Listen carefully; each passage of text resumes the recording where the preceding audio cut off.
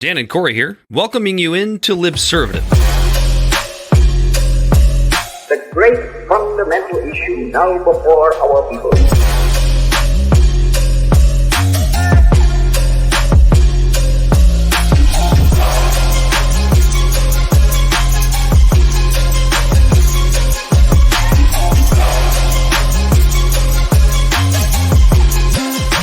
We, the people, cannot turn back.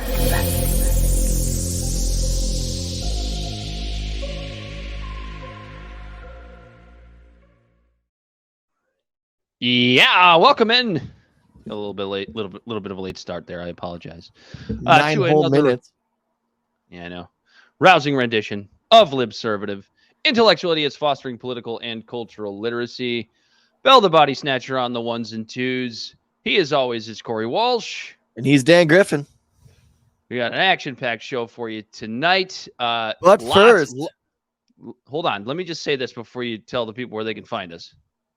Sorry, bud. I just want to say that the Iowa Caucus on Monday was maybe the most exciting political event in the history of our country. It was thrilling. It was nail biting. It was closer than anybody thought. A caucus raucous in the 2024 year. Oh, it was brilliant. Brilliant. In other words, Let's Start a Podcast is found on all social media and podcast platforms. Our website is libservativeshow.com. We can be found at Libservative on Facebook, YouTube, and Twitch. Instagram and Twitter at LibservativePod. Our TikTok videos can be found at Libservative Podcast, and you can reach out directly at libservativepod@gmail.com. Subscribe today. Subscribe today, Dan. Not tomorrow. Today. Other topics besides the Iowa caucus that we're going to cover this evening. Apparently, Israel's in more trouble, and it's going to be the South Africans. Trouble this time. It's going to be the South Africans that are. Is this like? I've heard a bunch about it, but I don't know the formal thing to call it. Are they basically taking? Is South Africa basically taking Israel to the UN to like sue them on charges of genocide? Criminal Court or whatever. Yeah. This should be fun. And they, from what I understand, they really have a legitimate chance to win this thing. I don't think they will, and we'll get into it. I don't think they will just because of where the power Western struggle, hypocrisy. Yeah, exactly, and Western hegemony, of course. Where the power dynamics stand within the UN. But I think if South Africa makes a decent case, I don't know. Maybe we could see. Maybe we'll see some not so meaningful changes, some sort of I guess kowtowing to the mob by the West and by Israel, but I guess we'll see as we move on. We've got some other topics here for you tonight. But Corey, what did you learn in school this week? Ooh. Okay, so you want it? I want it so hard. This is for all the psychonauts and the space cadets out there. Me. Okay, good. Yeah, right. Just for me. Ukraine is currently using ibogaine to treat TBI and to help with battle readiness. And ibogaine, for people who don't know, it's psychedelic. It's a naturally occurring psychoactive substance found in plants. It's basically like what they use for like ayahuasca, DMT. It's one of the hallucinogenic compounds that get people to see aliens and go on spaceships and on massive doses. Obviously, they're microdosing those soldiers, but when I'm talking about microdosing is like, we're talking like not just TBI, like when it comes to like the TBI stuff, yes, when they come back and they have like traumatic brain injuries, PTSD, they're giving them microdoses of ibogaine. But they're talking about also using it for the soldiers while they're in the battlefield, because ibogaine works really well with pattern recognition, reaction time, and things like that. And what's interesting is this guy, his name is Beal. something Beal. He's some guy who's like pushing this funding and research in Ukraine. But apparently the Russians, the overrated basketball player. yeah, that guy. He's with Ann Formerly Kentar. of Washington Wizards fame. I don't even know where the hell Bradley Beal plays these days. That's how much attention I pay to the NBA. Right. Anyway, go ahead. But Beal noted, so this is like the quote right here that I thought was absolutely insane.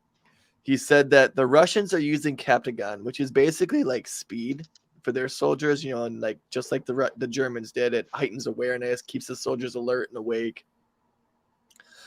And the Russian use of Captagon and argued Ukrainians would be at an advantage. And quote, "We think what we'll do is we'll get our side to live longer," he said. "It'll be the Ukrainians on Ibogaine versus the Russians on meth." So why are we giving this shit to Biden? Ibogaine? Yeah. I mean, on a lot of Ibogaine. That's what Hunter Biden says he used in Mexico to get off crack.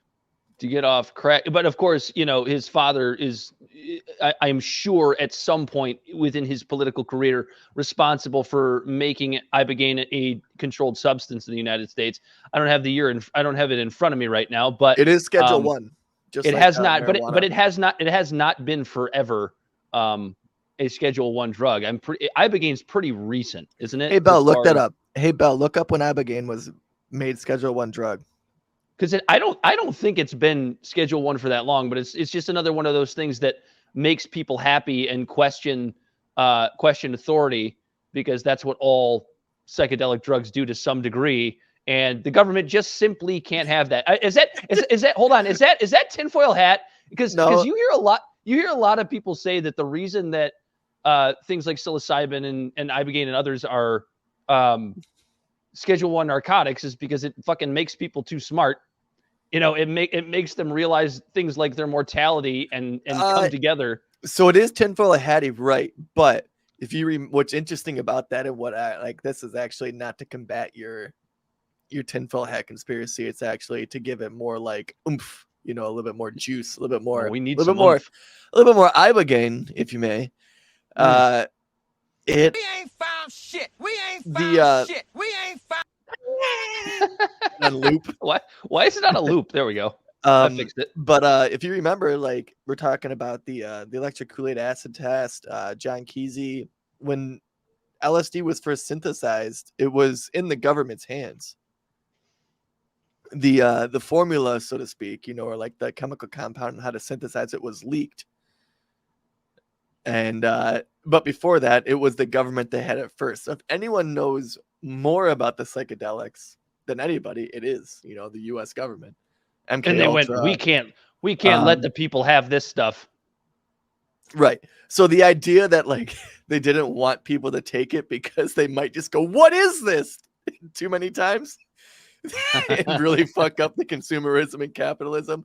That might be tinfoil hatty, but the government definitely knows the power of these drugs because they were. Holy shit! Identitarian politics are bullshit. Holy shit, dude! This cookie cutter mold they force us all into this 9-to-5 rat race where I'm buying things I don't need. Fucking sucks. And they're like, no, enough of that. No. You make sure. What do you mean you'd rather sit in an inner tube for 9 hours going down a river blitzed out of your brain than working your back and getting black lung in a mine? And doing it with people that have different skin colors than you? No. We can't have that. We can't have that. We need to... The race baiting will be gone if Ibogaine is legal. Yeah. Interesting you say the thing about the different skin. Oh, well, Bell says 1970 for Ibogaine becoming a Schedule 1 drug. I thought it was more recent than that. Oh, but here we are. That's when they started probably banning a lot of the drugs because the drug war started in what, 68? Yeah, right after the Civil Rights Bill passed. Well, yeah, because the Civil Rights Bills, it was when Nixon was president. The Civil Rights Bills were or civil rights in general were a big thing, and giving black people just the same rights as everyone else and letting them drink out of the same drinking fountains. and the hippie movement were two of the biggest enemies. The hippies were the anti-war, and the black community who was like, "Hey, treat us like humans." Nixon was like, "No, what the fuck? No way." The banning of all the drugs. Somebody went in and said to Nixon, "Mr. President, Jim Crow has now been lifted.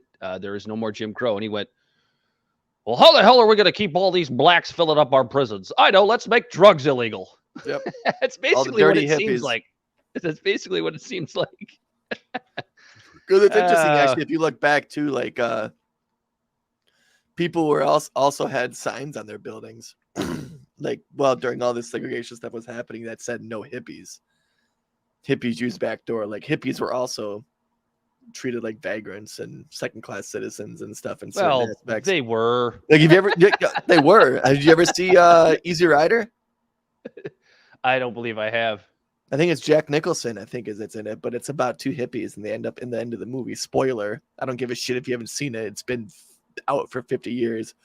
A bunch of rednecks just shoot them while they're on their motorcycles. And it's just a movie about two guys doing drugs and just riding their motorcycles across the country. That sounds like a blast.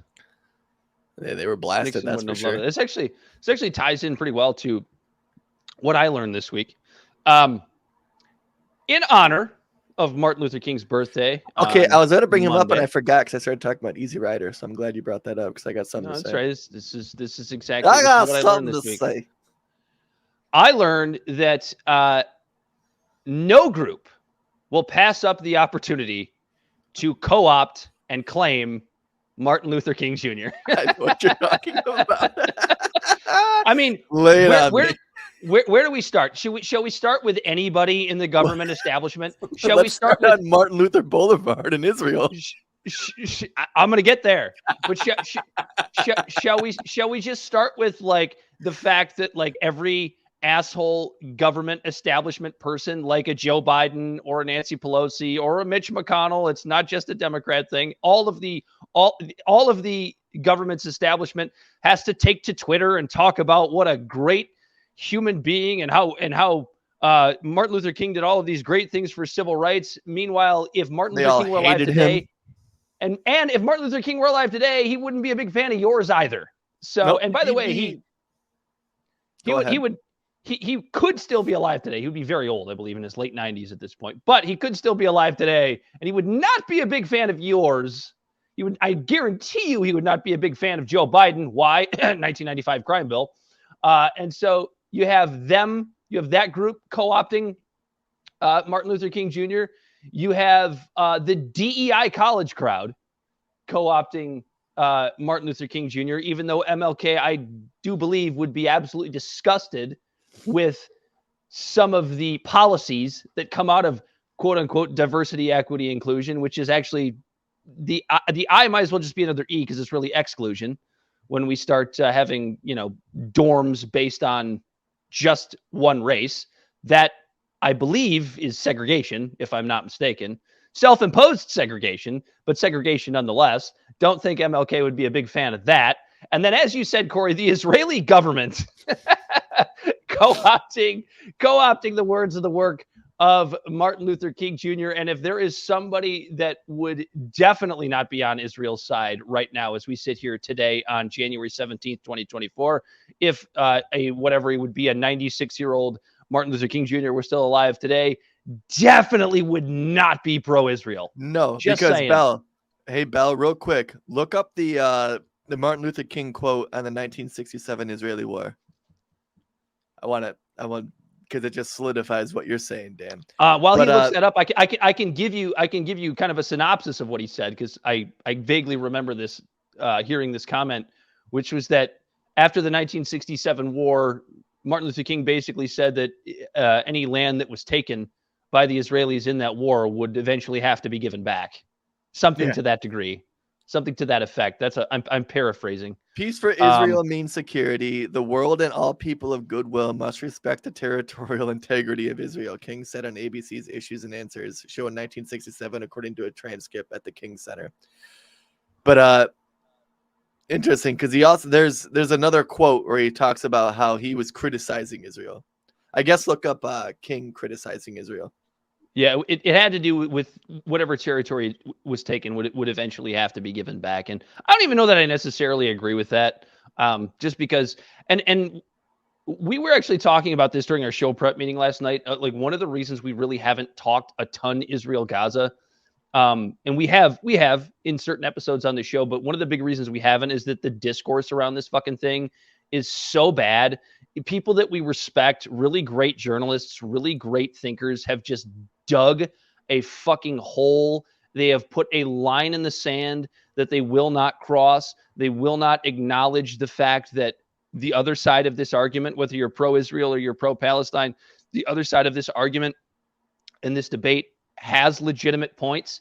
And even when they will acknowledge that, they won't engage in the discussion with those people to any meaningful degree. And it sucks because it's people that we really respect. Who are we talking about? I'm talking about Barry Weiss. I'm talking about Max Blumenthal. I'm talking about these types of people that even I love and respect. The Jimmy Dores and stuff, who are just completely just like, well, that's not taking the context in it either. And you're absolutely right. There's just so much noise around this that us adding to it isn't going to help the situation.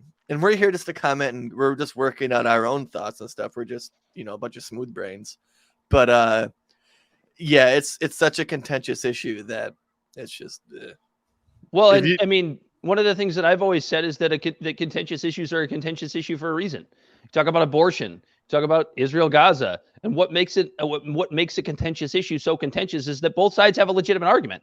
It wouldn't be so contentious if both sides didn't have a legitimate argument. If we just agreed that abortion is murder, we don't, and for good reason we don't. But if we did, there wouldn't be an argument. There wouldn't be a debate. It would just be, oh shit, abortion is murder. We shouldn't do it anymore. Right.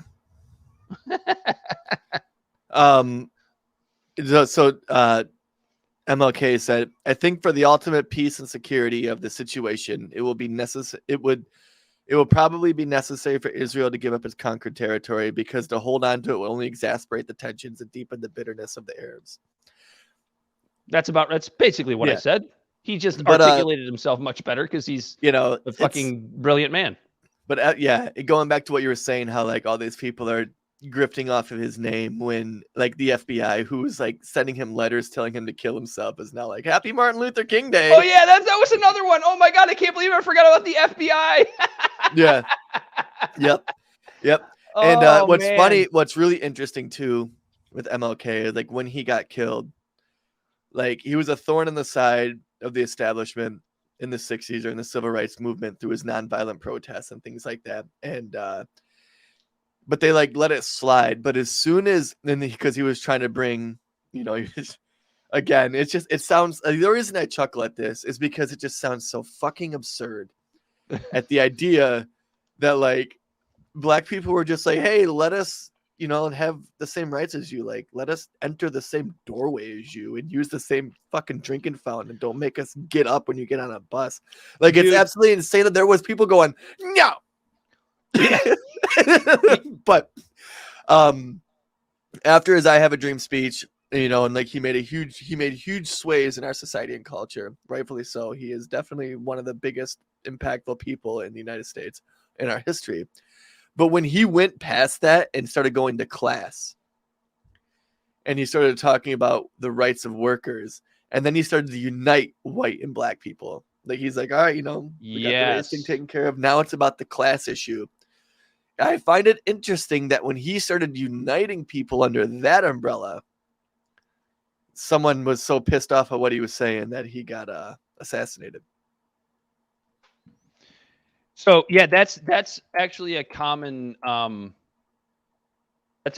theory. Is I think that's the reason the FBI actually wanted to kill him, because when the establishment sees that you're being united under racial lines, black and white specifically, that's when the establishment gets scared. They don't want black people and white people on the same team.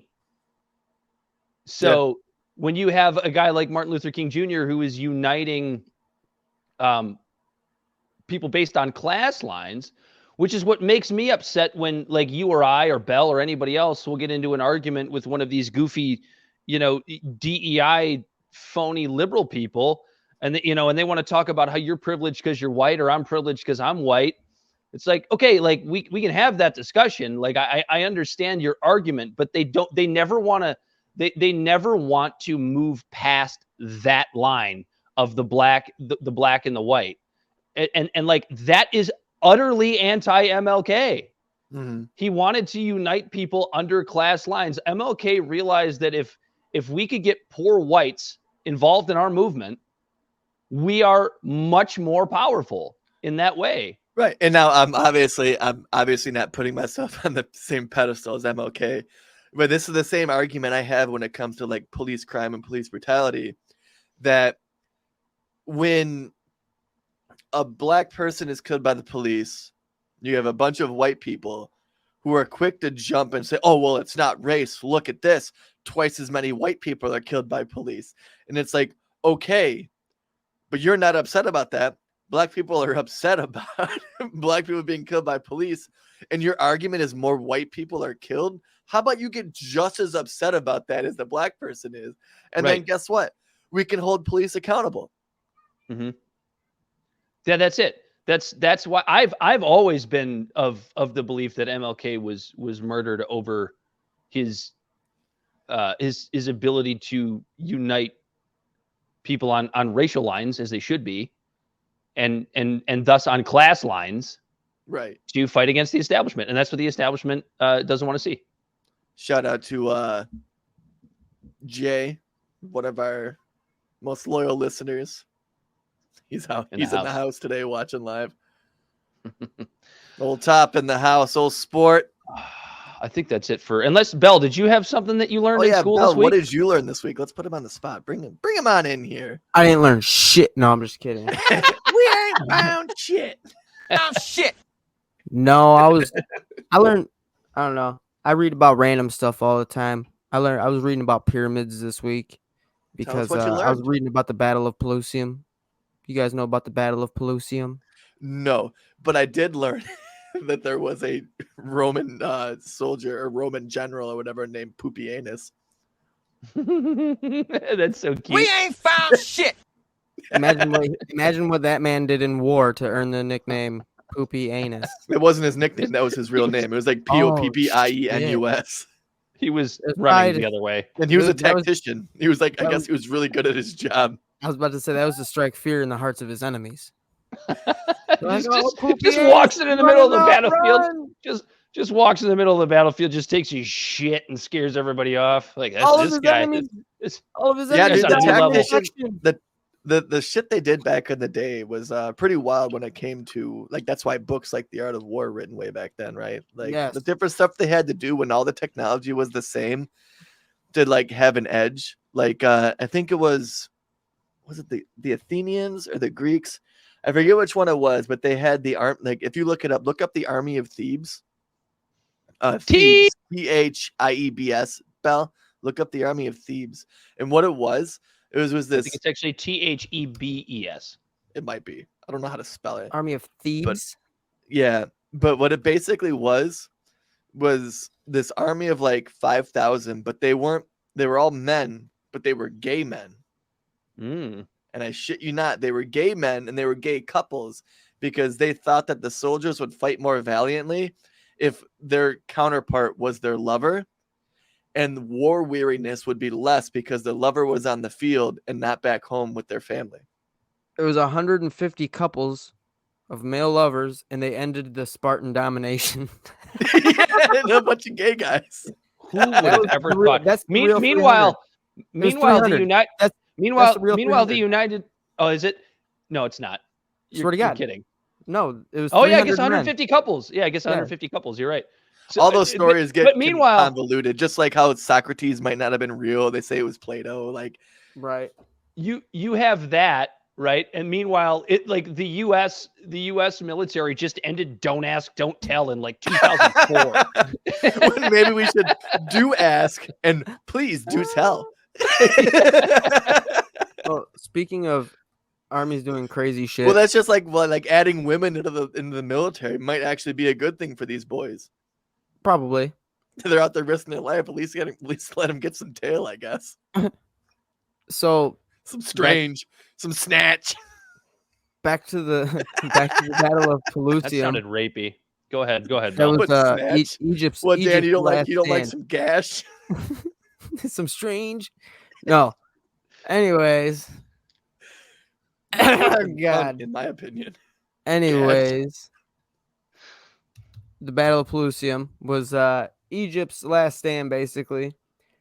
And it was when the Persians came and decimated the Egyptians, but the Persians were way outnumbered. So what they did was they tied animals to their shields because the Egyptians, thought animals were sacred. So they went in there outnumbered 3-1, and less than 100 Persians died because the Egyptians wouldn't swing on them because they had cats and shit tied to their shields.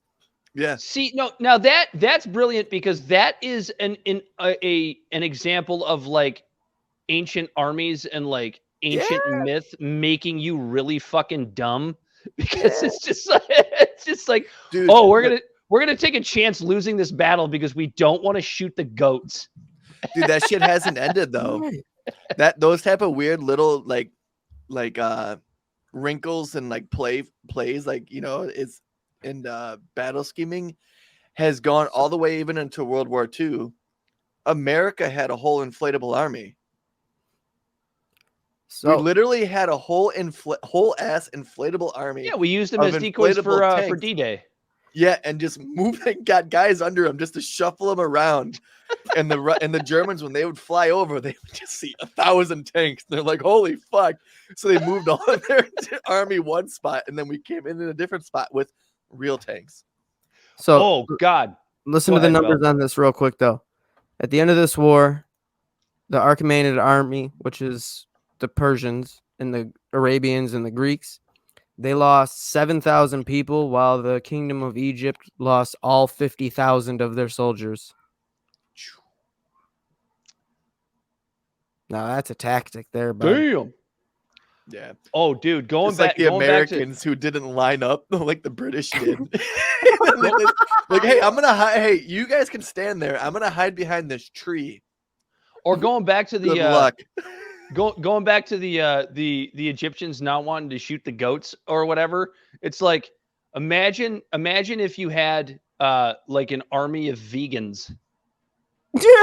That's basically what I think of when I you know what I thought of? Vegans. So you know what I thought of when I heard when I learned about the Ibogaine thing? You know what that reminded me of? The fucking berserkers and the Celtic armies who actually held their own against the Roman Empire, because all of those fucking Vikings and all them would just chow down on a bunch of mushrooms, get naked, and run out their spears and fuck them up. And literally fuck them in some cases. That's where the term go berserk comes from. The berserkers. Yep. Because they're all high shit on shrooms. But by that time, the Roman Empire was spread awfully thin, and do you know what's crazy? Anyway, but because two emperors always works great for an empire.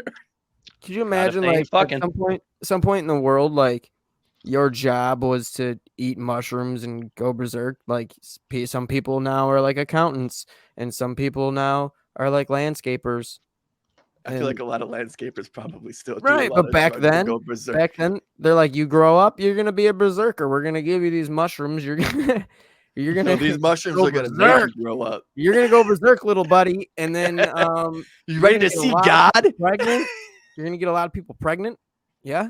I just want to play with my toys. No time. They just start microdosing the kids when they're like right out of the womb. They're just like, dude.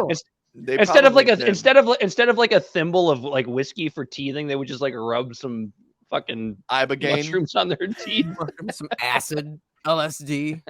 Well, kid, look at the stars tonight. I don't mean to be an actually guy, but LSD wasn't synthesized until like the 50s. I don't know. Who knows? Okay. Fuck yourself. Actually. Go fuck yourself. I'm not going to be bogged down by all the haters out there. Let's let Elon tell us. Don't get bogged down by all the haters out there. And George Santos. All right. Anyway, where do you want to start, Corey? You want to start with the Iowa Caucuses? The Iowa Caucuses? The Caucus Raucus. That's what we should have. absolutely fucking deserve this. I don't know if you have this. Do you have the video of the DeSantis participation trophy thing? I don't. Let's see if Bell can find it.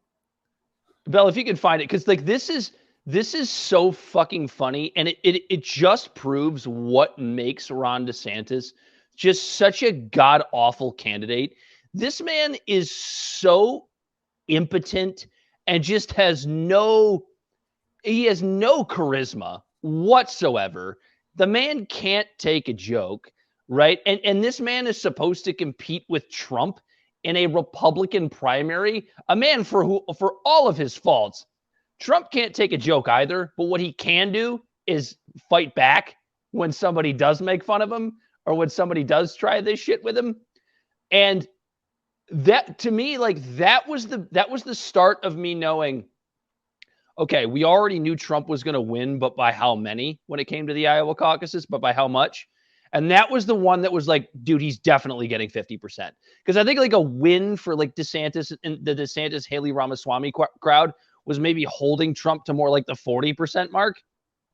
And like, that's when I knew. I was like, oh, so Nikki Haley is the most evil neocon in the field.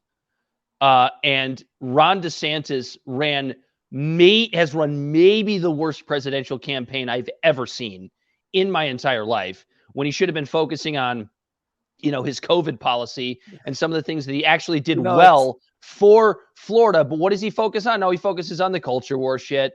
He focuses on the government and expanding the government and, making sure drag queens don't walk the streets. Yeah. It's not, I think the writing's on the wall. I'm going to see if I can put this up while you talk, Corey. Like, Bell found the video. Hey, yo, read the room. When like the more you talk, your poll numbers go down. The more that people learn about you, the less they like you. Like, yeah, it's. Here we go. I actually, Bell just sent us the video. I've got it right here. We're gonna play this. This is a man. Well, the people will love it. If you haven't seen this already, hopefully you have. If you haven't, this is just fucking hilarious. Oh shit! Why I didn't like that? You go ahead and pull yours. I'm sorry. I was just queuing something up. Should I start it over? Yeah. Can you hear it? What? Nothing's gonna stop Yeah. us. Real quick before we get started, thank you everyone. Governor DeSantis, I want to present to you this participation trophy. Now, probably not gonna win, but we're proud of you for trying. There you go. Oh, I did participation trophy. Sorry. The girl stands in front of him. That's his wife. Oh, is it? I believe so. I believe that's his wife. I could be wrong about that. I don't really free care. and flexible and creative was really essential. Who's that broad? I don't know. But like that, like can you know what I'm talking about? Because like you had Patrick Bet-David do the whole shoe thing, trying to give him a pair of shoes. Remember that?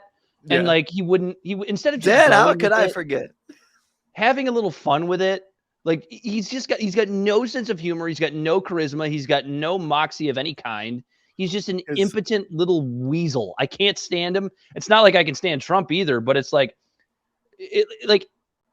what do people talk about when they talk about what makes Trump's personality actually good for the presidency? Because there's a lot of reasons why it's bad, but it's like, it's this idea that he like projects strength, because he does do that. DeSantis doesn't do any of that. Yeah. The none whatsoever. For Trump. Yeah, it's the narcissism. It just exudes egocentric personality. But yeah, no, DeSantis, yeah, everything about him. Like his smile, he has this permagrin, like he's trying to play off he just stubbed his toe. And like he's like a toddler who like spilled his cornflakes anytime somebody makes fun of him. He's just sitting at the table with milk on his lap going, oh, I think I need. Like, Mom, I need more cereal. Like that's what that's Ron DeSantis. He's just this. Oh, he's so awful. Anyway, the worst. This is why we deserve this. And I guess the next point I will come to is Vivek dropping out of the race immediately after the Iowa caucus. and shilling for Trump. And I'll start with this, Corey, and then I'd like to get your take on it. The people that said that Vivek was just vying for a Trump VP candidacy, I gotta say, I think they might have been right all along, because he dropped straight out of this race immediately. It wasn't just you, but I congratulate you, because I wasn't so sure. I really thought for a minute that Vivek thought he could win, and it's like we all knew that he couldn't. But the other theory was that he was going to stay in this race because he truly believed that the establishment was going to usurp democracy and remove Trump from the ballot, and then all the Trump voters would go to him. You might be right. It looks he might like have the former hopped is in true. thinking that Trump might be arrested, and that he was able to hop in the vacuum and suck them all up. But that didn't happen. So yeah, and he jumps out right away, and he shills for Trump. Because and come honestly, to find out, Dan, Justice is not only blind but also a bumbling idiot, and I moves guess slower than molasses in January. I guess so. And the concern that I have, honestly, about Vivek's low numbers, I was actually like, everybody knew Trump was going to win the Iowa caucus, right?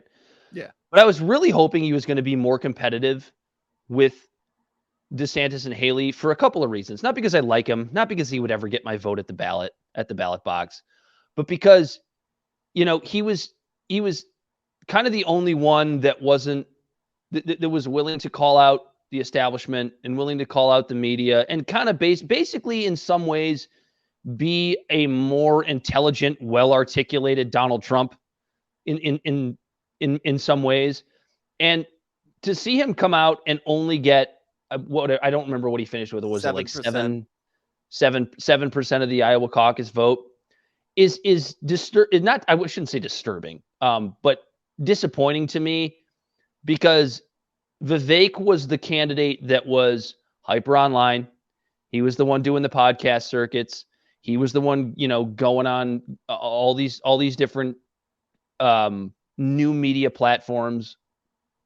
And to come away with only 6% of the vote or 7% of the vote in Iowa, it's not that Iowa reflects, all of even the Republican base. Of course it doesn't, but it's disappointing, because what it shows me is that being the online candidate just still isn't there.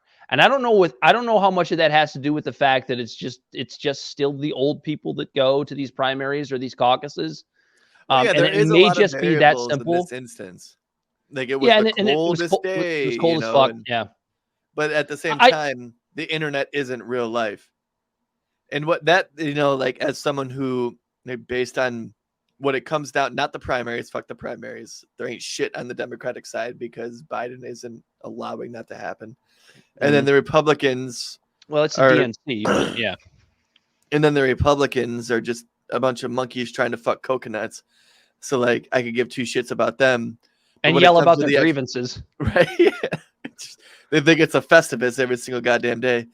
But when it comes to the general, it's going to be Biden, Trump, and RFK. And RFK does seem like he's getting a lot of steam. But is it the same illusion that Vivek was under? Is it just online steam? And will those people actually show up and show out? And that was you took the words right out of my mouth, Corey, because that was my concern. As much as like I was much higher on RFK, certainly before his caucus. Take on Israel. And like he certainly isn't perfect. He's not libertarian at all, but he does the same thing that Vivek does, where he's not shilling to the establishment.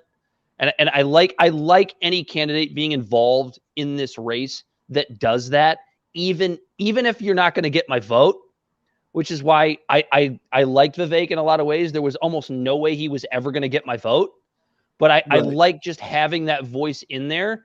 And the reason Ramaswamy's poor showing in the Iowa caucus concerns me about the RFK campaign is the same reason, because it just seems like for some reason when it comes to national and presidential elections, even here as we sit in January of 2024, it just still seems like the Fox News, CNN, MSNBC watchers are the ones that are controlling these results, even though you've got these guys going on huge podcasts that get way better numbers than any CNN, Fox News, or MSNBC show.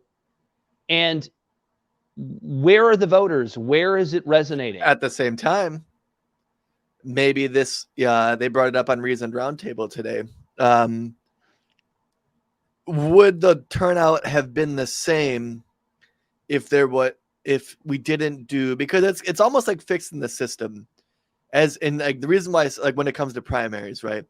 And it's fixing the system, and the Democrats, if anybody, recognized it because they shifted states around of what they're going to. The primaries themselves rig the system. Would have Vivek had the same type of turnout of only 7% if they did the primaries on a national scale across the country? A national primary. And is that a deficiency that our country faces? Yeah, it's honestly something I haven't thought a lot about, but like the arguments that I've heard for just having a national primary, I would have to weigh more of the downsides, because I'm sure there are some. But it does make a lot of sense because our politics are so nationalized, right? That because now all of a sudden it almost seems like every state should just go out and vote for the primaries on the same day. Like just make Super Tuesday. Still, you can still Super Tuesday. Yeah, go ahead. Make it a Super Tuesday. Super duper Tuesday. Yes, instead of Super Tuesday, it's Super duper Tuesday. Dude, I mean, we're already living in idiocracy, so we might as well just call it Super duper Tuesday. Right, because look at the demographics of a state like Iowa, and then look at Michigan. And then look at New Hampshire, look at South Carolina, all these different states. Every state has their own individual cosmos of a culture and a society, and their values and everything is different. And sorry, that was a burp. Are you drinking Labatt Light? Mm-hmm. Fucking Canadian. Bro, this is left over from my wedding in October. Still? So I'm I gonna didn't mean to drink get it. distracted. Yeah. But you're creating this like faux momentum, which, and in certain aspects, like Trump's going to be the winner of the RNC. There's no doubt about it. I'm not saying that, but for the outliers like a Vivek, he did shitty in Iowa. Who's to say he would have done the same in Texas? I honestly even think like maybe not necessarily having a national, and to speak to that, maybe not even have a national primary, but have 2 days, 25 states one day, 25 states a couple months later, 2 Super Tuesdays, instead of just doing this dumb little setup where you have Iowa go first, and then you have New Hampshire go, and then you have South Carolina go, and then you have Nevada go, and then we have Super Tuesday, and it actually doesn't make sense. Right. With how nationalized our politics actually are. I'm sure there are downsides, and I would like to hear that. I'm sure it'll be some sort of establishment. Neocon, neo-lib. You're taking like, because at the same time you're like, oh, you're diluting the voice of the states and this and that, and it's like, yeah, you might be right, but we're talking about a national thing, and like you're getting candidates who are getting not a fair shake in your state, your random ass state, which I know the prestige, Iowa is always first for some random reason. I forget why it was, but says, Super Duper Tuesday sponsored by Walmart. Your caucus brought to you by Pizza Hut. I love it. Well, no, it would actually, Jay, you're wrong. It would probably be brought to you by Pfizer, but here we go. Super Tuesday sponsored by Raytheon. Your caucus brought to you by Pfizer. Super Duper Tuesday brought to you by Raytheon. yeah. Super Duper Tuesday. Your caucus brought to you by Lockheed Martin. Super duper. But yeah, like like the way the states are lined up now, people have like, you know what I mean? Like when it's the way it is, if someone wants, like you hear the political term, the big mo, right? The big mo. Yeah. These guys have to run their campaign based on what Iowans want to hear, and then what New Hampshireans want to hear, not what America wants to hear. Because it's those two countries that basically, because like as evidenced by Vivek Ramaswamy, states, you mean? Look, or those two states, those two provinces. You look at how these two states are almost to make it or break it, and you see a ton of people drop out before 46 contiguous states, 2 others that are outliers that haven't even had a say yet, and haven't even a chance to vote on whether or not these people have a say. Well, Corey, because and it's 2 random states. It's interesting because like that's the way the establishment, the neolibs and the neocons are always going to want it, because if you look at national polling and like where people identify at, like, do you identify as a Republican? Do you identify as a Democrat? Do you identify as an independent? It's basically split into thirds. And it's really come down. It's like it used, I mean, not that long ago, it was basically like 40 and 20.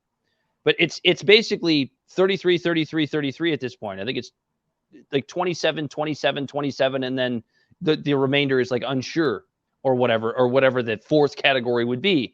And so like that actually does speak to, if you had a national primary, how would these results actually pan out? Where would these independents actually go? Would they actually be willing to show up to vote in these primaries? Because now all of a sudden maybe the candidate they wanted to vote for dropped out after Iowa, or dropped out after New Hampshire, or dropped out after South Carolina. So it makes sense for the establishment, or they might not think they're worth their vote because no one wants to vote for a loser. You know what I mean? Like, you have this candidate who's just losing in a bunch of states, and you're like, well, I might as well pick one of the other ones that might have a better shot. Why waste my vote on that? Yeah, and to where if you had everybody vote in the primaries on the same day, that wouldn't be as much of an issue, because they'd all be still in the race. Yep. Yeah, I mean, I don't hate it. I would even be fine if you just split it in half. You did a couple of Super Tuesdays. You did 25 and 25.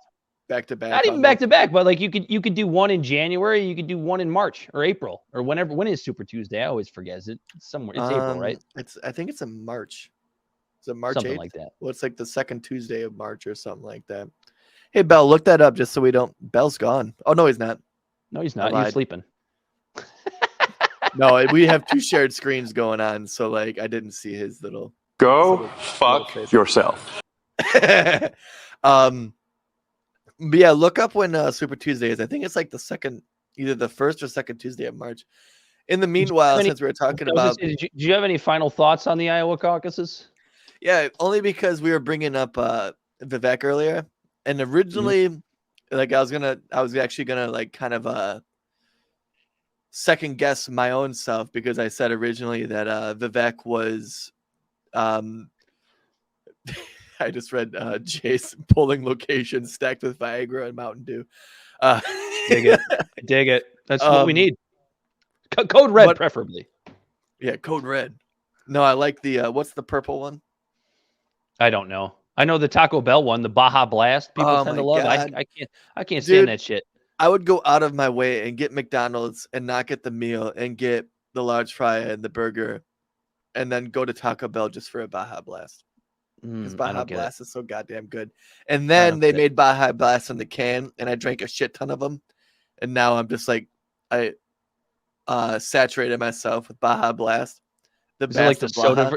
Is it like the soda version of Hop Slam? Is it like seasonal? Yeah, Dan, have you ever been blasted with Baja? Because that's what it is. And I actually haven't even thought about Baja Blast in a while, and I might have to go get one soon. Okay. Anyways, I was gonna say Super Tuesday is March 5th this year. Yeah, so it's always March. Yeah, it's the first Tuesday of every March. It changes. So at one point it was March 8th. I'm right. Thank you. Okay. I'm just being a dick. But Anyways, what I kept trying to say. Impotent Tuesday. Impotent Tuesday. What I originally said was that Vivek was vying for the VP position.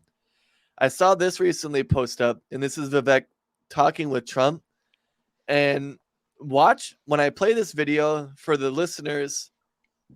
You can't really see it, but Vivek is kind of stealing the spotlight here. He's a little. I think he might be a little bit too bombastic for Trump. And it makes you think the reason why he chose Pence was because he did shore up the evangelical vote. But Pence is about as charismatic as, like, I don't know. Think of a good. I mean, he could even just be vying for a position in the Trump White House. It might not necessarily be the VP spot, right? But yeah. But like when I play this, like watch Trump in the background. Listen to what he says. This is him like the next day. It might even. Oh yeah, when he was like when Trump does that thing where he goes out after he's like dominated and like, these people they're really fine people, they're great people, they're losers, but they're great people, like that kind of video. Yep.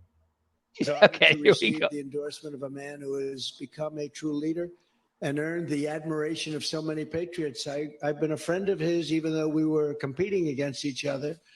But I was a friend of his, and we got along. And he was saying he's a great president. I kept saying, why is he running? He keeps calling me a great president. But he's a fantastic guy, a very smart guy. He's got some tremendous ideas. And he's young, and he's got some young ideas, too. And that's a good thing. So he has young ideas. A big, beautiful, bright future ahead. Vivek Ramaswamy. Go Vivek. fuck yourself.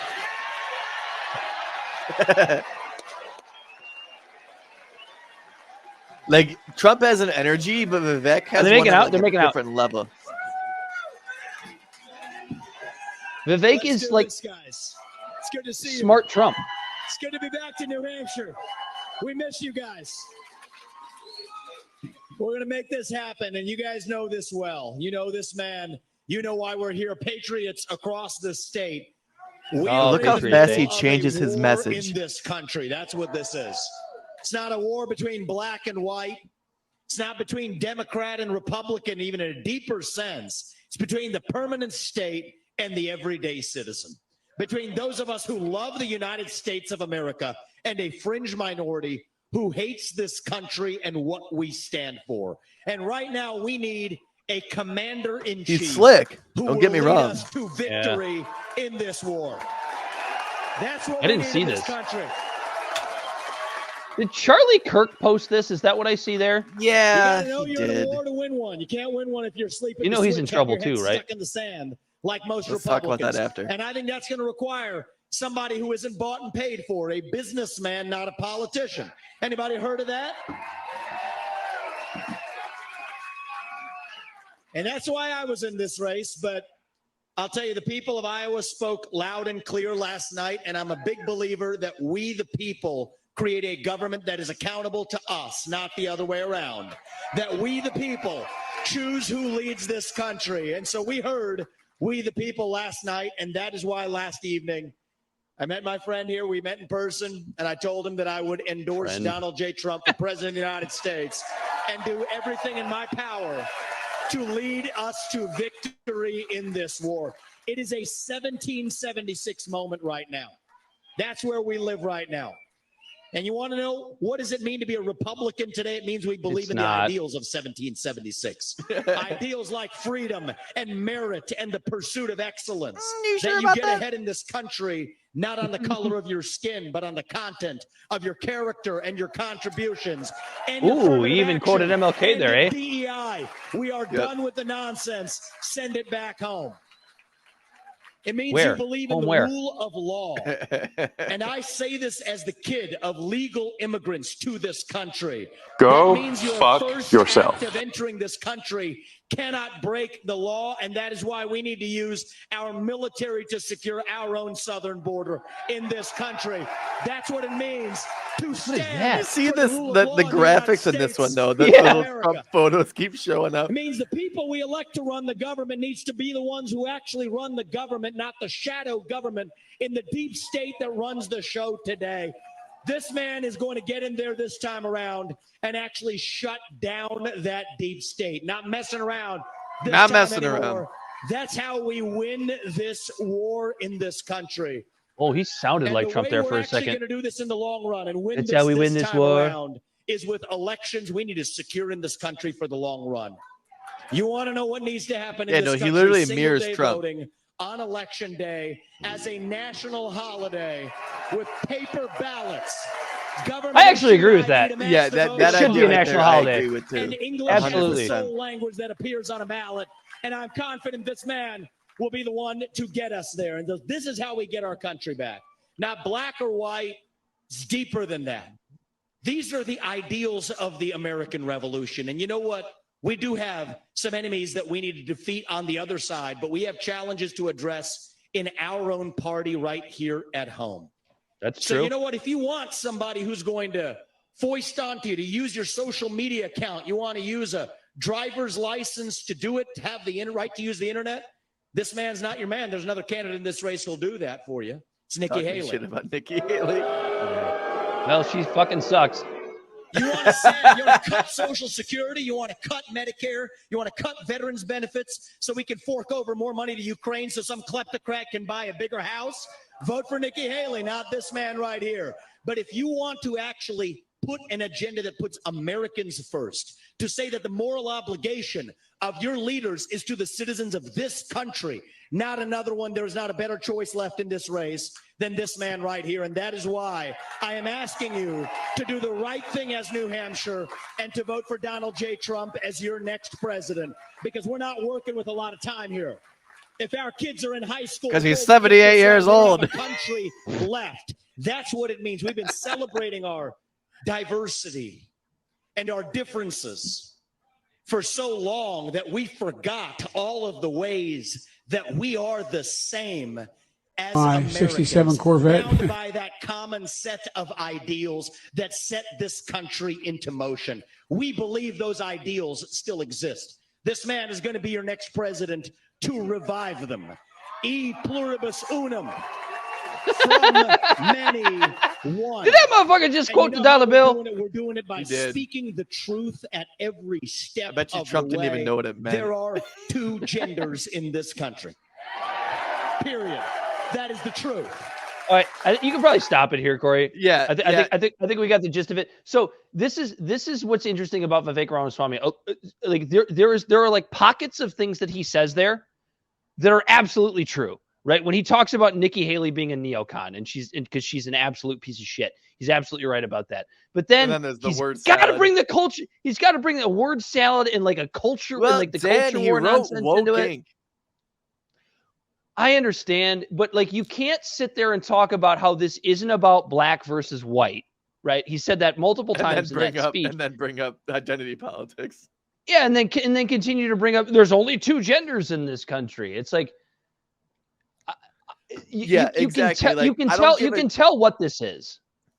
This is an opportunity for Vivek Ramaswamy to boost his celebrity, and I'm disappointed in him for this, because I think Vivek throughout his campaign has said a lot of really good things. He's talked about a lot of really good things that matter, and he did it somewhat in that speech as well. But it's just like I've always felt, and I've defended Vivek a lot. I've done it on this show. We did a whole fucking episode just last week defending him on like the way that he handles the media. But I always knew there was this weird fucking sliminess to him where you could tell that, just like with Trump, it's not actually about fixing the country. It's about boosting his own celebrity and boosting his own ego. And that is the thing that makes him disappointing. Yeah, because if you're really concerned about where the country is headed and you're really concerned about uniting everyone, you mean to tell me that like you're worried about those things and making sure everyone has food on the table, but then all of a sudden when you're at that table and someone goes, well, gender is a spectrum, you're going to flip the table? Fuck off. You know what I mean? Like, yeah. Like, what does that do? What does the idea that some people might think that there's a third gender or 50 genders or whatever the number is, whatever it is, as a he, him, they, she, thems, or whatever. Like, I get it. Like, it's a trivial thing to me as well. Okay, I'm not gonna pretend that like I don't have he, him in my pronouns. I don't have any of this shit. Okay, but what I'm getting at is the idea that like, he's sitting here talking about how he wants to unite the whole fucking country, but then acting like two genders is something that's bringing the country down, and it's not. That has nothing to do with the idea that more workers are working for less pay. It has nothing to do with the idea that the American dream is out of reach of more and more people in this country. It has nothing to do with the idea that suicide is at the highest rates it's ever been, and all of these different things that are happening in our country that we have to worry about. And then it's just these stupid jabs they do in politics. It's fucking annoying, and he's doing the same shit. But anyways, so the reason why I played that was because of how bombastic he was. That like I feel like Trump in his narcissistic attitude might think Vivek might outshine him in the second presidency. Yeah, that's that fair. Vivek is being too Vivek, that he might get a cabinet position, but I don't know if he'll be VP. He will not get a cabinet position. He's more likely to get VP. You know why he won't get a cabinet position? Because cabinet positions have to go through Congress. There's no way. No way. You're right. You're right. You're right. No way. Yep, you're right. He might get a job in the White House somewhere, but not as he's not going to get a cabinet spot. He might try. I mean, I wouldn't be surprised if he tried. Like, it's just so frustrating. It's like there are actually things I really like about Vivek. There are things I really can't stand about Vivek. Yeah, and that's why. And that's why I would not have voted for him.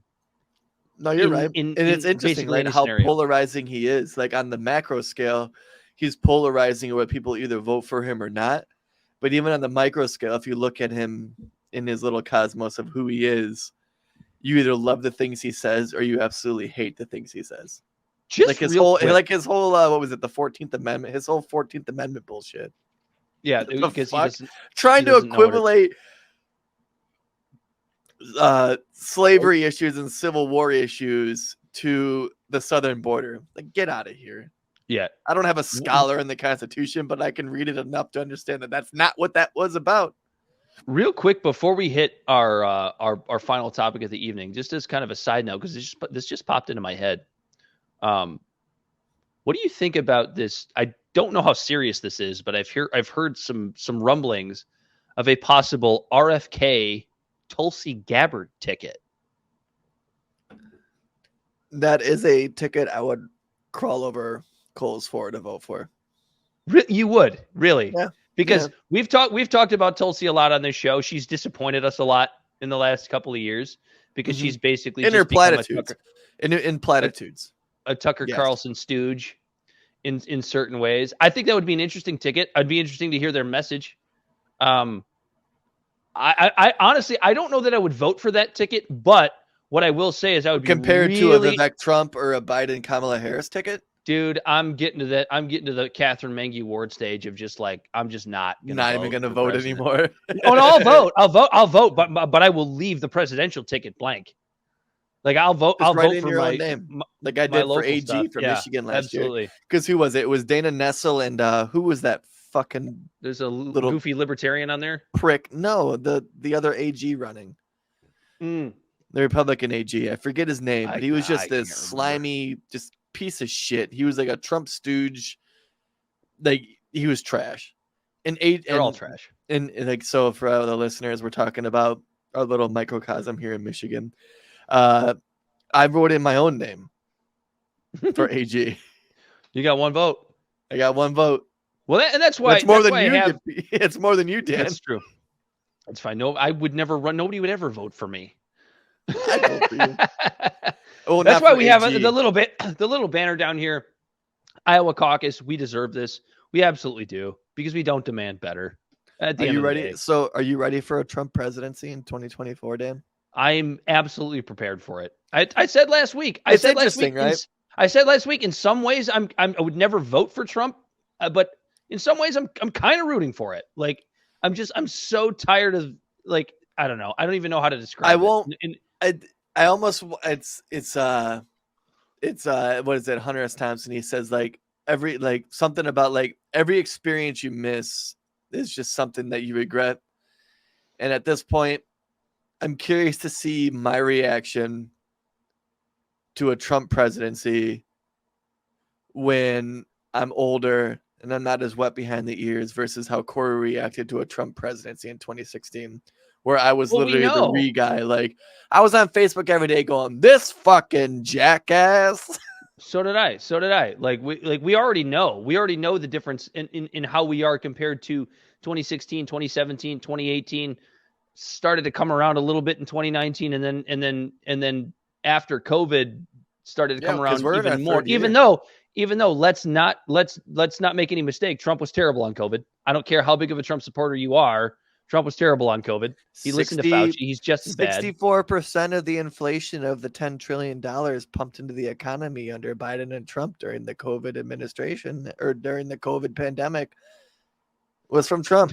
No. I actually liked your slip up a little better. The COVID administration. I actually like that. That actually fits. Yeah, Fauci was president. The CDC was in charge. Oh man, Corey, Israel's in trouble. Boy, they sure are in trouble this time. Oh boy, oh boy. You know a little bit more about this than me. I kind of know the basics, so I'll let you take the lead on this one. The only way I'll set it up is this way. South Africa is taking Israel to international court on grounds of accusing them of genocide. Did I have that about right? Yep. So the current ICJ case against Israel is a legal action brought by South Africa, alleging that Israel is violating the Genocide Convention by committing and failing to prevent genocidal acts against Palestinians in Gaza. The case was filed on December 29th, 2023, and the first phase of the trial began on January 11th, 2024. South Africa has asked the court to order provisional measures to protect the Palestinian people in Gaza from further harm, ensure Israel's compliance with the Genocide Convention, and safeguard South Africa's ability to have the case fairly adjudicated. Israel has denied the allegations and argued that it is the victim, not the perpetrator of genocide. The case is not a criminal proceeding against individuals, but a legal determination of state responsibility for genocide. The case may take several years to reach a final ruling. So let me just. This is one of the most watched international criminal cases you're not in done years, yet. as it could have significant implications for the future of the Israeli-Palestinian conflict and the role of the ICJ in enforcing international law. The case is based on the events that followed the October 7th, 2023 attack by Hamas militants on Israel, which triggered a massive Israeli military operations in Gaza that has killed more than 23,000 Palestinians, injured more than 55,000 Palestinians, and has displaced nearly 2 million. The case also references Israel's decades-long history of relations with Palestinians, including its policies of apartheid, expulsion, ethnic cleansing, annexation, occupation, discrimination, and denial of the right of self-determination. South Africa has cited recent comments by top Israeli officials, including Prime Minister Benjamin Netanyahu, who expressed genocidal intent. I'm sorry, there's a lot, but I wanted to get that all out because that's all the factual shit before we throw in our personal opinion and analysis. So basically, what you're saying, Corey, is that the country of South Africa is a country. Knows a little bit about apartheid. But yes, but that's not where I was going with this. Okay. They are just a bunch of dirty anti-Semites that we don't have to listen to. That's basically everything you read. That's all I heard. Because anti-Zionism is anti-Semitism. Of course, I'm kidding. Because this is what. Wait, hold on. This is what makes me so fucking frustrated about the Israel-Gaza discussion, because so many of the people on the Israel side, this is just, I should preface this by saying this is just one of the things that makes me so frustrated about this discussion, is that everybody that wants to just say that, Israel is completely in the right, what you find is that so many of these people are the same people that culturally in America are on the side of anti-DEI and why is it that everything that I say is considered racist because I'm on a different side than you, and then they want to sit there to say the N-word. Why can't I? But then they want. It's not even that. But then these same people want to sit there and go, if you criticize Israel in any way, you're an anti-Semite. Yeah, I'm talking about people like Barry Weiss. I'm sorry. I love her to death. I think she's great. I mention it all the time on this show. I would love to speak with her on this issue. But she is the kind of person that will do a podcast talking about why DEI is bullshit and then rightfully complain when people sit there and call her a racist, because she's right. Obviously, she's not a racist and those people are being ridiculous. But she's also the kind of person that puts out the type of content that says that if you say that Israel in any way is wrong, you're an anti-Semite, or at least she implies it. I shouldn't say that she says it because I actually haven't heard her say it. But it's you understand what I'm saying, Corey? It's that implication about the way she speaks about it. And I'm only using her as an example because I respect her so much. You don't hear like they don't outright say it, but you hear the word "but" a lot. But yeah. What about but, January? Or I almost said January 6th. Jesus Christ, who the fuck am I, Chuck Schumer? Well, what about October 7th? Yeah, exactly. That's what I meant to say. You're only 10 months and a day off, Dan. Don't worry. No, dude, it's so funny because we get on this show and like I bitch about Barry a lot, and it's only because I love her. Seriously, it's only because I respect her so much. You remember she covers my cognitive dissonance with Tulsi. So, if anybody, but the thing is, Corey, she still have compassion. She still puts out so much great content on other issues.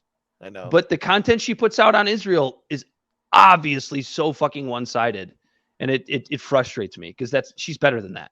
It just there's a clear bias. Yeah, everyone has them, and to a degree, I get it. Right? I get it. Everybody has a bias. There is going to be a topic that comes up while we have our little podcast careers. There are going to be topics that come up that we show clear bias, and we're going to do our damnedest to not make it. And that's right why now, I don't. Barry Weiss it's Israel. Yeah, and I even understand her bias, but I look at her and I go, man, there's one person that I thought would be above that. So it's interesting you say that, because going back to my old girl Tulsi Gabbard, I always held Barry at like a lower standard. Because first off, she worked for New York Times, but she was on the Joe Rogan podcast, talking about how Tulsi Gabbard was like a Russian asset and a Russian stooge, and this kind of stuff. And so, but it was when she worked for the New York Times, still, right? Sure, but my introduction to Barry Weiss had the bar set super low. So the bar was here. Then she left New York Times.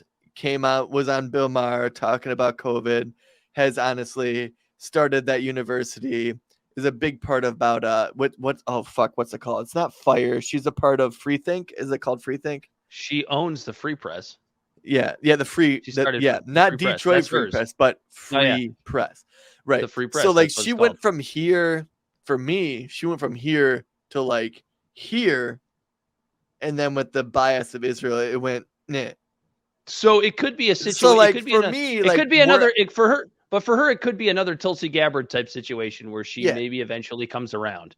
I hope that's the case. I really do. That's why when she, obviously she's Jewish, I understand her bias. I get it. It's like, I'm Irish, but I'm not super Irish, but something deep inside me sides with the IRA side of Ireland versus the Crown. You know what I mean? I get that. It's something that's like inside of you, to where it's like you're showing bias. Maybe just not talk about it. No, and like I get a lot of the points that these people make where it's like you don't have to just like, I don't have any issue with the existence of Israel, and that's what you're always accused of. Right, when you try to say that the Israeli government treats Palestinians like, I'm just going to put it really crudely. They just treat them like shit. That's the other thing, when people always go back and forth about border lines being drawn and stuff like that. Like literally every country conquered somewhere. Yeah, because that's the argument for the existence of Israel, because every fucking country and border that we have today was created because of displacement and war. So like, I don't think like Israel is like uniquely evil in that way, or even evil at all. Yeah. In a lot of ways. It's just now in 2023, 2024, they're acting like a bunch of assholes. And they have been. And they have been for a little while. Yeah, they've been doing it for a little bit. There's just so much. It's the poetic absolutism justice around of this. South Africa calling on another country of apartheid. Because if any country can call someone out on apartheid, it's South Africa. Yeah, there is no. It's one of those topics where there just is no winning. There's absolutely. That's why it's a contentious issue. Yeah, I know. I don't want to say that again. I already said it once during the episode. But yeah, I will be really interested fine. to That's see. That's why it's a controversial topic. I really want to see what South Africa's case is here.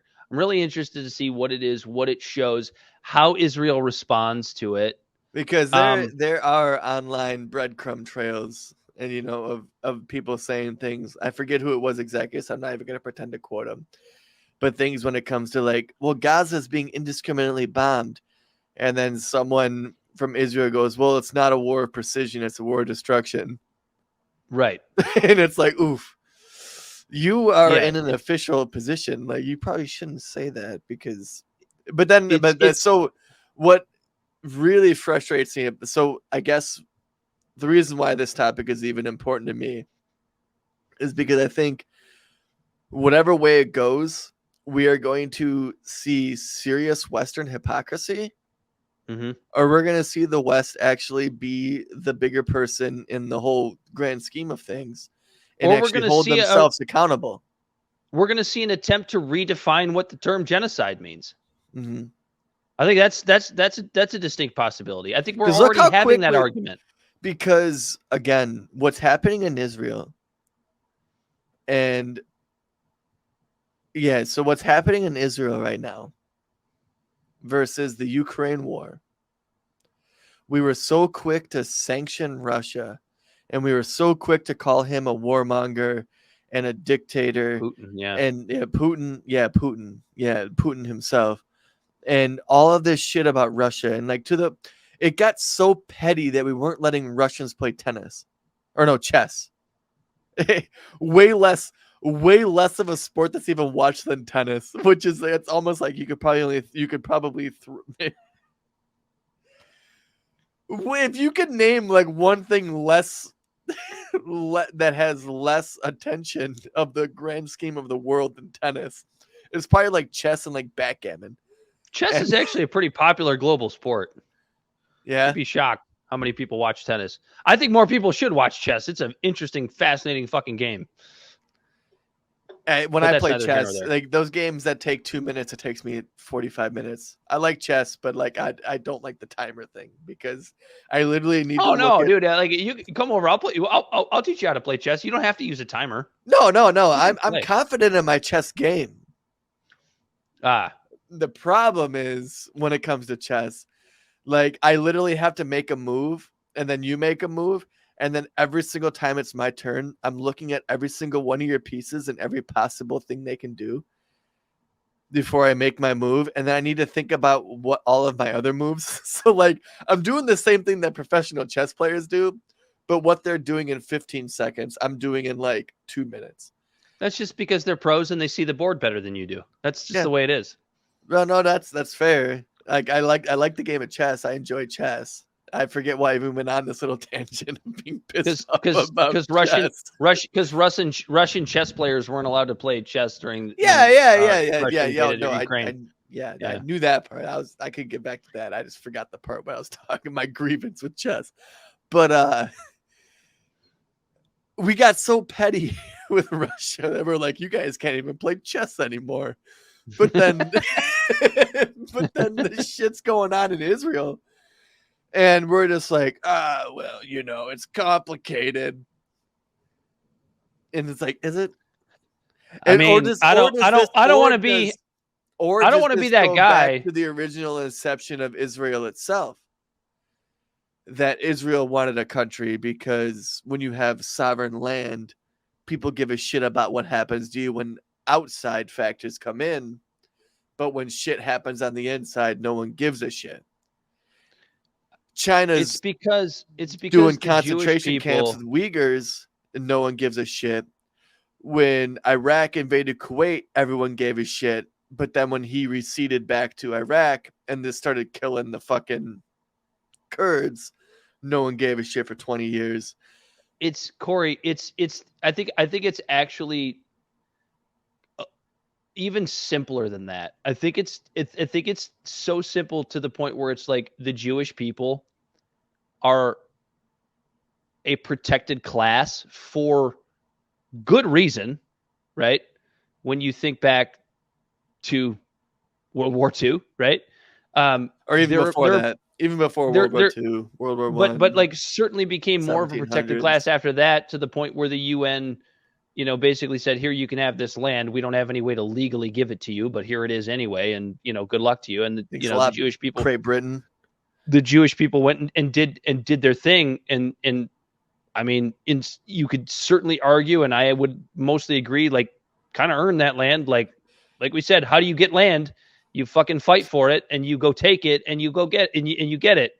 And so, but the problem is, what do you do when the protected class or the protected people are the people that are perpetuating the war crimes? It makes it more difficult.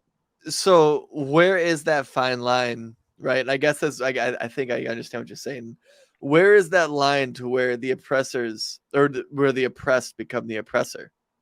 It's like, so like, are we seeing that? Is that what we're seeing in real time right now? Is the oppressed becoming the oppressor? I think in some ways that's true. I guess the way I would liken it is like, let's say we took the state of California, because it's the first state I would choose if we were ever going to actually do this, and we just gave it to Native Americans. We said, this is your land. Do whatever you want with it. You can have whatever's there. Take it. And then created a new country that's all Native Americans that only live in California. But, there's also this little sliver here along L.A. where the white man still lives. Right. And then it's not enough. It's one day the Native Americans decide they want that land, and they go in and they start gassing them. They start bombing them. They start blowing them up. Right. Where are you going to sit on a scenario like that? Right. Because it's obviously, Native, it's a good example. Like in a what if scenario. Yeah. In a random it's country. Silly, but it's silly, but it's a little bit of a thought experiment. Like, which side would you stand on? Because it's obviously, the natives that got that land back are blowing innocent people up. But then you're going to come back with the argument of, well, yeah, but the Gazans are run by Hamas, and the Hamas people are terrorists, and they go and then we're going back to the roundabout thing. It's like, okay, absolutely. But yeah, Hamas is doing that, but also Hamas hasn't allowed an election in the Gaza since 2005, and the Palestinians' population is like 70% under 25, and none of them have even been able to vote in any sort of political election to get Hamas out. And then you have Benjamin Netanyahu, who says Hamas is their friend because they need to keep the West Bank and Gaza separated. So there's no sort of solidarity. And it's like, you know what I mean? So it's always this like round and round and round type thing where it's just like, everybody making legitimate points. I know. That's why I'm going to be really interested to see what happens with this South Africa case. I don't know. I'm hoping that the West doesn't try to fabricate themselves on the higher morale. They will. The West itself needs to let itself be knocked down a peg. We have to. We have to. Yeah. Well, I mean, we have no problem. Israel is fucking up really bad right now. 10 kids are losing limbs a day. I know, but the United States has absolutely no problems with genocide. We're homies with the Saudis. And then now we have the Houthis back on a terrorist list.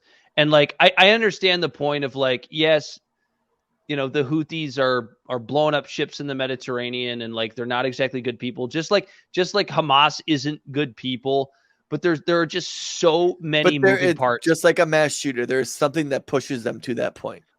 And Yeah, we need to that's look a in the great way to mirror and put it. understand why they're doing this in the first place. That's a great way to put it. I gotta piss like a racehorse, Corey. So I don't do know I. if you have anything. I don't know if you have anything left. We can probably just go ahead and end this show. I got Why one don't you tell thing, the people Dan. where they can find us. Oh, go for it. Libserta Podcast is found on all Oh, there you social go. media and podcast platforms. Our website is libsertashow.com. We can be found on Libserta on Facebook, YouTube, and Twitch. Instagram and Twitter at LibsertaPod. Our TikTok videos can be found at Libserta Podcast, and you can reach out directly at libsertapod@gmail.com. Subscribe today. Subscribe now. Subscribe right this second to our show, or you are dead to us. That was a great poem. You like that? It was like a haiku, I think. It Bell, didn't even real rhyme. quick. Bell, no, haikus don't need to rhyme. Bell, count the syllables on my last 4 lines.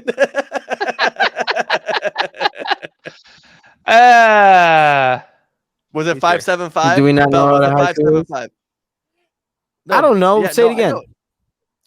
I don't remember what that. Don't say it said. again. Don't say it again. But Dan, it's like- but Dan said it didn't rhyme, and I said, "Well, it's a haiku. Haikus don't need to rhyme. It's based on the syllables.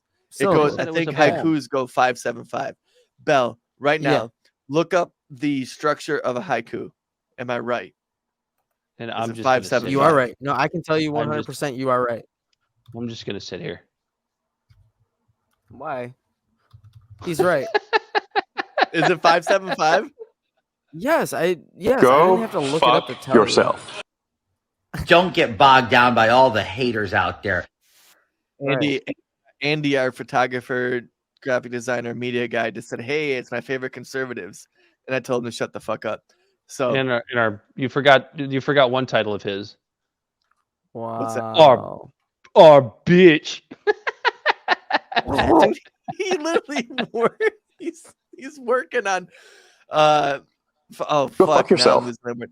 What happens when a pro tem, or what's it called whenever a lawyer works for you? Pro diem. bono. Yeah, pro bono. He's working our at pro boner. bono. Talking He's our about pro boner. biting the hand that feeds us. Pro boner. He's a pro boner. We love him. He goes, "Careful what you say, boys. I have your images." and he might have some that are compromising. Mostly of Dan. Yeah, that's true. Dan kept wanting to show Nip, and we're just like, dude, just stop. Shit. Nip and a powdered wig. So that's the better part. Anyway, a little powdered wig Nip. We got Bell the Bodysnatcher on the ones and twos. He, as always, has been Corey Walsh. He's Dan Griffin. This has been Libservative. And until next time, we are out of here. The great fundamental issue now before our people.